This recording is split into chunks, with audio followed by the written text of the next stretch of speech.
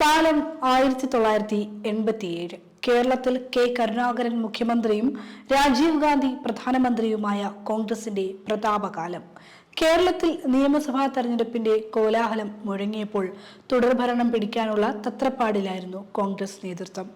ഒടുവിൽ തിരുവിതാംകൂറിലും മലബാറിലും സ്വാധീനമുള്ള ഒരു സൂപ്പർ താരത്തെ സ്ഥാനാർത്ഥിയാക്കി പ്രചാരണം കൊഴുപ്പിക്കാൻ കെ കരുണാകരനും KPCC പ്രസിഡന്റ് CV പത്മരാജനും ഉൾപ്പെടെയുള്ള നേതാക്കൾ തീരുമാനിച്ചു. അവർ എത്തിച്ചേർന്നതാവട്ടെ മലയാളത്തിലെ അന്നത്തെ സൂപ്പർ താരം പ്രേം നസീറിലേക്കും. 1980കളുടെ തുടക്കത്തിലെ നസീറിനെ രാഷ്ട്രീയത്തിലിറക്കുവാൻ കോൺഗ്രസ് നീക്കം നടത്തിയിരുന്നു. അന്നത്തെ പ്രധാനമന്ത്രി ഇന്ദിരാഗാന്ധി വിളിച്ചിട്ട് പോലും നസീർ മനസ്സ് തുറന്നില്ല. എന്നാൽ 1987 നസീറിനെ മെരുക്കാൻ കരുണാകരൻ രംഗത്തിറക്കിയതാവട്ടെ സാക്ഷാൽ പ്രധാനമന്ത്രി രാജീവ് ഗാന്ധിയെ.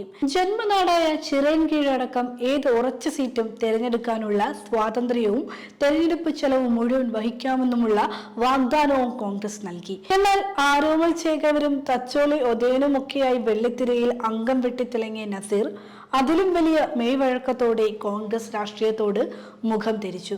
ഒടുവിൽ രാഷ്ട്രീയ ചാണക്യൻ സാക്ഷാൽ കണ്ണോത്ത് കരുണാകരൻ പൂഴിക്കടവൻ തന്നെ പയറ്റി. തൊട്ടടുത്ത ദിവസം നസീറിന്റെ ചെന്നൈയിലെ വീട്ടിൽ ആദായ നികുതി വകുപ്പ് റെയ്ഡ് നടത്തി. എന്നാൽ അനധികൃതമായി ഒന്നും കണ്ടെത്താനായില്ല. നസീറിന്റെ 4 പതിറ്റാണ്ട് കാലത്തെ സിനിമാ ജീവിതത്തിലെ ആദ്യ അനുഭവമായിരുന്നു അത്. അങ്ങനെ നസീറിന്റെ മനസ്സ് മാറി. മത്സരിക്കാനില്ല, വേണമെങ്കിൽ പ്രചരണത്തിന് ഇറങ്ങാമെന്ന് നേതാക്കളെ അറിയിച്ചു. അതോടെ നിയമസഭാ തെരഞ്ഞെടുപ്പിൽ കോൺഗ്രസിന്റെ താരപ്രചാരകനായി നസീർ മാറി.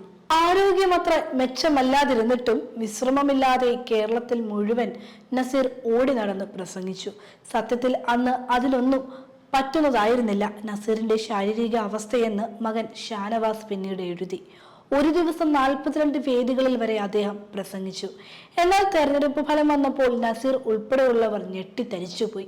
കരുണാകരൻ ഭരണത്തിൽ കേരളത്തിലെ ക്രമസമാധാനം പൂർണ്ണമായും തകർന്ന കാലമായിരുന്നു അത്. 1987 മാർച്ച് 23-നായിരുന്നു നിയമസഭാ തെരഞ്ഞെടുപ്പ്. ഫലം വന്നപ്പോൾ 78 സീറ്റ് നേടി ഇടതുപക്ഷ ജനാധിപത്യ മുന്നണി അധികാരത്തിലെത്തി. EK നായനാരുടെ നേതൃത്വത്തിലുള്ള മന്ത്രിസഭ മാർച്ച് 26-ന് അധികാരമേറ്റു.